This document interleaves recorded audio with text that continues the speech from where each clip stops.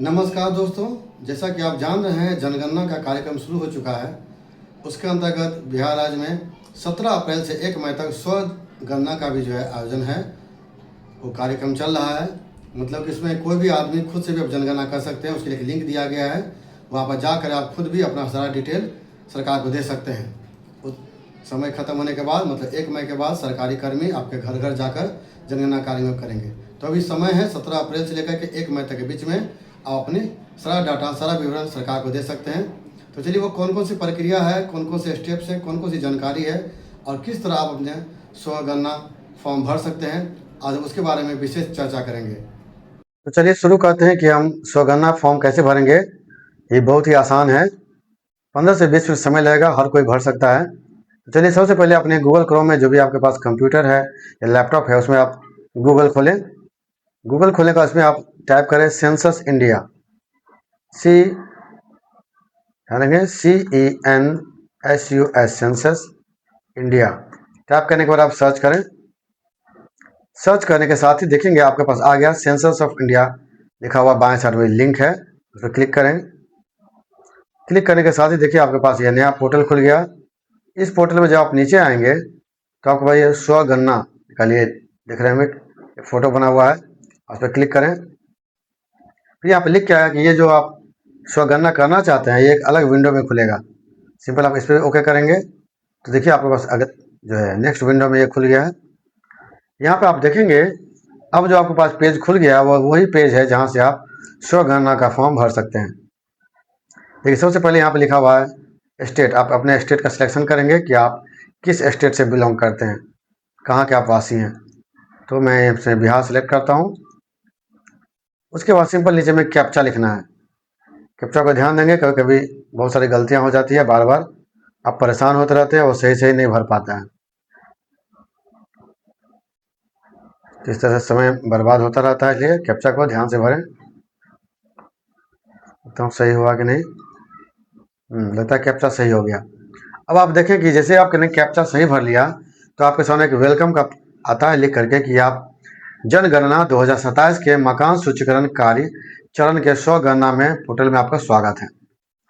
इस प्रक्रिया को पूरा करने में आप 15 से 20 मिनट का समय लगेगा। आपको मोबाइल नंबर एवं ईमेल के माध्यम से आपको पुष्टि कर दी जाएगी कि आपने सही भरा है। चलिए उसके बाद आगे चलते हैं। कुछ वही बात नीचे में अंग्रेजी में लिखा हुआ है, आप ओके करें क्योंकि टाइम ज़्यादा लगेगा, इसलिए हम जल्दी जल्दी करते हैं। अब देखिए जैसे आपने स्टेट का सिलेक्शन कर लिया तो नीचे में आया कि हेड ऑफ द फैमिली, परिवार के हेड कौन है। ध्यान देंगे परिवार के हर सदस्य का ये फॉर्म नहीं भराएगा, जो उसको जो हेड है परिवार के बस उसका ही भराएगा। तो हेड ऑफ द फैमिली से आप लिखें।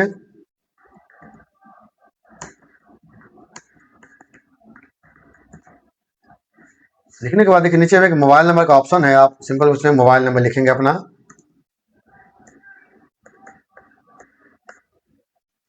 मोबाइल नंबर पर नीचे देखिए कि ईमेल आईडी भी दिया हुआ है, आपके पास अगर ईमेल आईडी है तो ईमेल आईडी भी लिखें।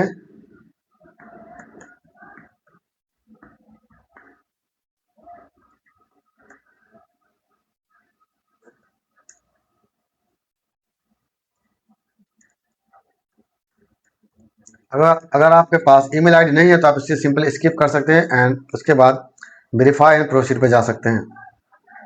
उसके बाद देखिए लिख के आ गया कि ओटीपी आपके मोबाइल पे भेजा गया है। जो आपने मोबाइल नंबर दिया उस पर ओटीपी जा चुका है, आप इसे कन्फर्म करेंगे।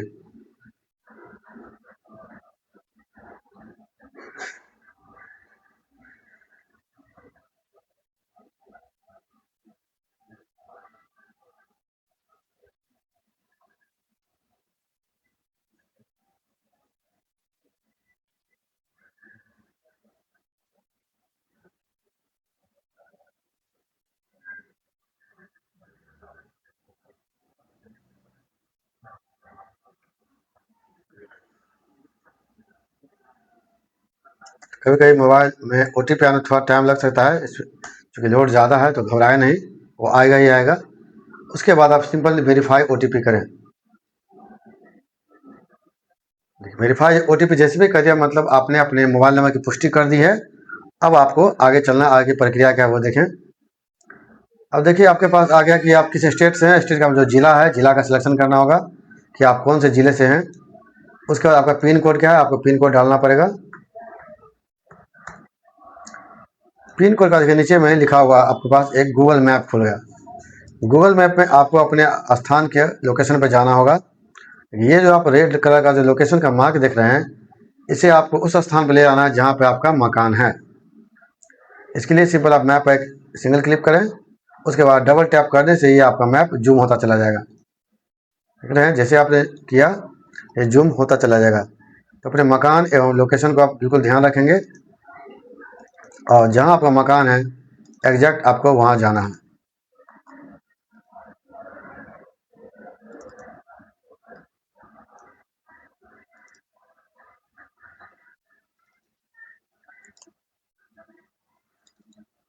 मैप पर बारीकी से ध्यान देंगे।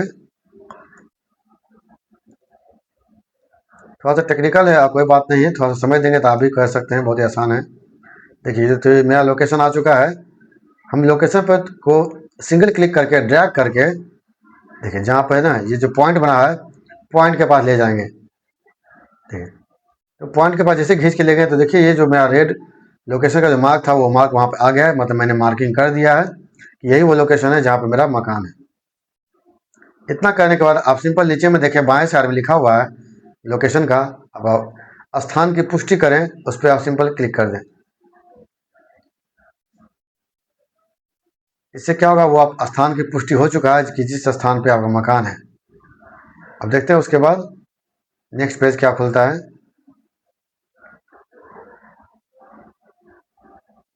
अभी तक तो कुछ नहीं खुल रहा है, देखता हूँ मैं।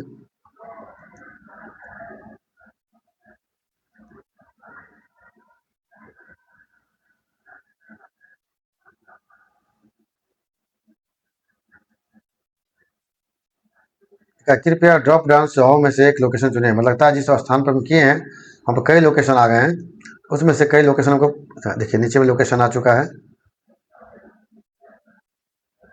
लोकेशन का हम चुनाव कर लेंगे। तो इस तरह से मेरा लोकेशन सेव हो चुका है।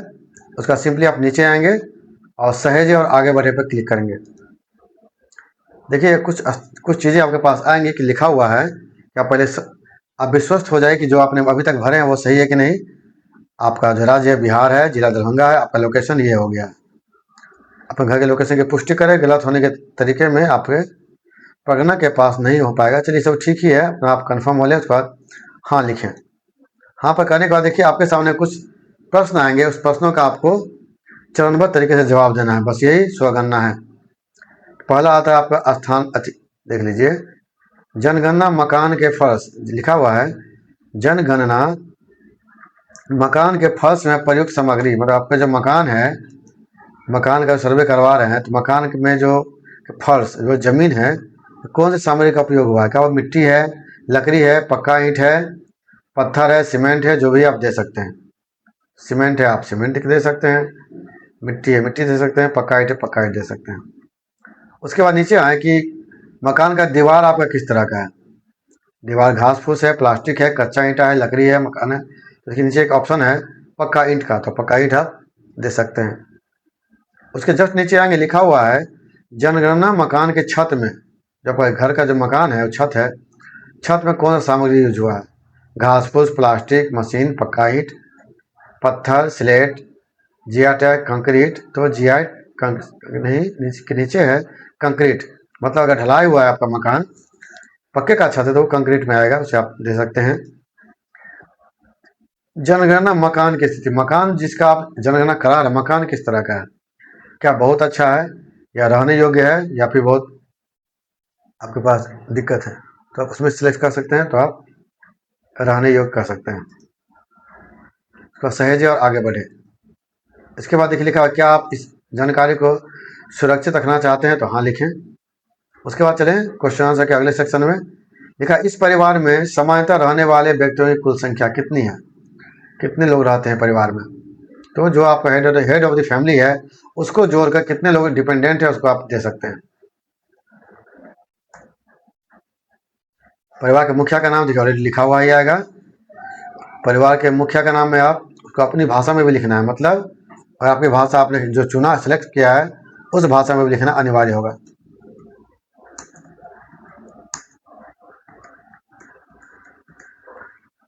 आप अपने लैंग्वेज में लिखेंगे वो अपने आप हिंदी होता होता चला जाएगा।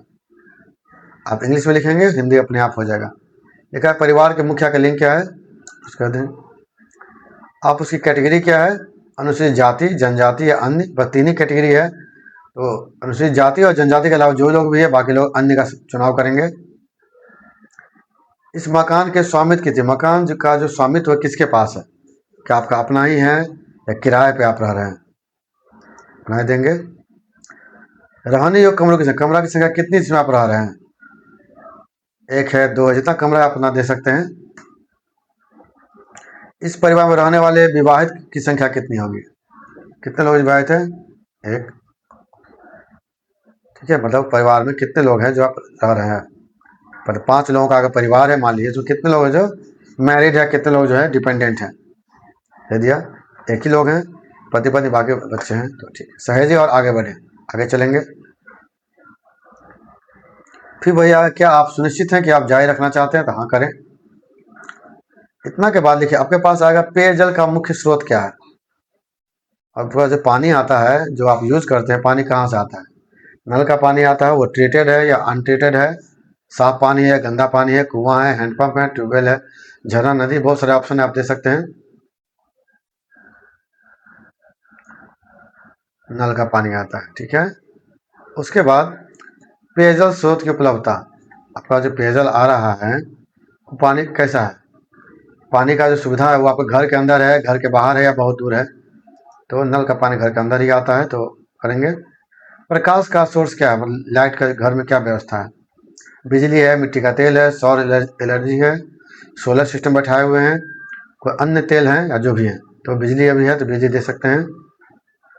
शौचालय की सुलभता, शौचालय का क्या स्थिति है, क्या परिवार के उपयोग के लिए है या अन्य लोग भी आते हैं, या एक होता है क्या कि आपका अपना ही है या फिर सजिया है, सब लोग आते हैं, या सार्वजनिक है तो परिवार के उपयोग के लिए, या अन्य परिवार के साथ साझे में भी है, चलेगा, अन्य लोग भी उसी में जाते होंगे। उसके बाद है शौचालय का प्रकार, नहीं है तो भी ऑप्शन है कि नहीं है, देखा आप कहाँ जाते हैं खुले में, वो भी आप दे सकते हैं। उसके बाद चलें, लिखा है शौचालय का प्रकार किस प्रकार का है, देख रहे हैं लिखा हुआ है क्या है, पाइप सीवर से है, पाइपलाइन है या सेप्टिक टैंक है, कोई अन्य है, जो आपके पास है जिस तरीके का है आप दे सकते हैं। उसके बाद है 2 गड्ढा शौचालय है या 1 गड्ढे का है, क्या किस तरह का है, जो भी है। अब है कि जो भी आपका शौचालय होगा सर्विस किस तरह का है, क्या उसके लिए आप खुद से हटाते हैं या उसके लिए कोई जानवर का उपयोग करते हैं। चलिए सब बातों को आप देख सकते हैं, कोई मैंडेटरी नहीं है। गंदे पानी की निकासी किससे जुड़ी हुई है, क्या गंदे पानी जो आप घर से निकलते हैं उसकी नाला है या अपना भी आपका अपना टैंक है, ढकी नाली है, खुली नाली है, या किसी भी नाले से नहीं है, नहीं है। आपके घर से अगर किसी नाले का कनेक्शन नहीं है तो आप नहीं लिख सकते हैं। परिसर के अंदर, क्या आपका जो घर के अंदर जो है नहाने की सुविधा है, हाँ नहीं, जो लिख सकते हैं। रसोई घर की आप बात करें तो रसोई घर और एलपीजी में कौन सा कनेक्शन आपके पास है, रसोई घर में खाना पकाते हैं तो एलपीजी से पकाते हैं, कनेक्शन है या नहीं है, वो भी दे सकते हैं आप। उसके बाद खाना पकाने के लिए कौन सा ईंधन का उपयोग करते हैं, लकड़ी है, फसल अवशेष है, उपला है, कोयला है, मिट्टी का तेल है, एलपीजी है, जो भी है, बहुत सारे ऑप्शन है, आप दे सकते हैं। फिर आप सहेज और आगे बढ़े पर क्लिक करेंगे। फिर वही, क्या आप सुनिश्चित हैं कि जारी रखना चाहते हैं, हाँ करें। उसके बाद अंतिम जानकारी है, क्या आपके घर में रेडियो ट्रांजिस्टर है, अब तो लगभग नहीं होगा, बहुत लोगों के पास हो भी सकता है। तो और भी चीज़ें, क्या रेडियो है या मोबाइल पे से काम चलाते हैं, किसी अन्य उपकरण है, लगभग सबके पास मोबाइल ही होते हैं। उसके बाद टेलीविज़न, क्या घर में टेलीविज़न है, टेलीविज़न है तो क्या उस तरह में आप क्या फ्री डिश देखते हैं या अन्य डीटीएच है या केबल कनेक्शन है, क्या है, ठीक है। तो टीवी मैंने दे दिया है, पहले तो अभी टीवी ही नहीं है, टीवी ही नहीं है अभी, कोई नहीं, टीवी अभी है ही नहीं, चलो ठीक है। उसके बाद इंटरनेट की सुविधा, क्या घर में इंटरनेट है, लैपटॉप, कंप्यूटर, मोबाइल फ़ोन, क्या है, तो मोबाइल फ़ोन से जनरली सब लोग इंटरनेट चलाते हैं आजकल, वो देंगे, मोबाइल तो सबके पास होता ही है। उसके बाद है कि लैपटॉप कंप्यूटर का घर में है, उसका भी ऑप्शन देंगे आप। टेलीफोन और मोबाइल आपके घर में है कि नहीं, हाँ केवल लैंडलाइन है, हाँ मोबाइल है। जो भी ऑप्शन आप देंगे। उसके बाद साइकिल और स्कूटर का जो बारे में पूछा गया है, साइकिल है, स्कूटर है, जो भी है आप देंगे। फिर एक कार जीप के बारे में, कार जीप आपके पास है या नहीं है। परिवार में कौन सा मूल रूप से कौन सा जो है अनाज खाते हैं, उसके बारे में बताएंगे। अनाज के चावल है, गेहूं है, जो भी आप मुख्यतः खाते हो बता सकते हैं आप क्यों खाते हैं। उसके बाद मोबाइल नंबर जिस पे आप चाहते हैं इसको कंफर्म करना, तो मोबाइल नंबर चूंकि आपने दिया है तो आप आगे लिखा हुआ है, फिर आप देखें सहेजे और आगे बढ़ें। फिर आपके पास वही ऑप्शन है, क्या आप सुनिश्चित हैं, आइए आप जारी रखना चाहते तो हाँ लिखेंगे। इसके साथ ही देखिए आपने सारा डिटेल को जब भर लिया, आपके पास एक फिर से प्रीव्यू देखने का ऑप्शन आएगा कि आपने जो भी डिटेल भरे हैं कृपया उसको देख लें, बिल्कुल सही भरा हुआ है या कोई दिक्कत है। अगर आपको सुधार करना है तो आप इसमें जाकर के संशोधन कर सकते हैं। तो बारीकी से आप देखेंगे आपने क्या क्या भरा है। सब कुछ भरने के बाद लास्ट में आप देखेंगे आपके पास एक लास्ट ऑप्शन आएगा, नीचे में आएगा क्या संशोधन के लिए वापस जाएं। अगर आपको लगता है कि मैंने कोई जानकारी गलत दी है तो वापस जा सकते हैं, इसको आप सेव कर सकते हैं। चलो मैंने आधे भरे हैं, कुछ बाकी बाद में भरेंगे। और अंत जो लास्ट जो ऑप्शन है कि हाँ बिल्कुल सही है, आप इसको सबमिट करना चाहते हैं। तो अगर पूरी तरह से आप विश्वस्त हैं कि सारी जानकारी सही है तो आप इसको क्लिक करेंगे। अंत में आपके पास लिख के आएगा कि अंतिम रूप से सबमिट करने के बाद इसमें कोई भी बदलाव संभव नहीं है, क्या आप आगे बढ़ना चाहते हैं तो आप हाँ करेंगे। देखिए आ गया, मैंने जैसे रिफ्रेश किया तो आ गया कि सफलतापूर्वक आपके द्वारा सबमिट किया गया। देखिए ये जो मेन नंबर है, ये नंबर आप इसको नोट कर लेंगे।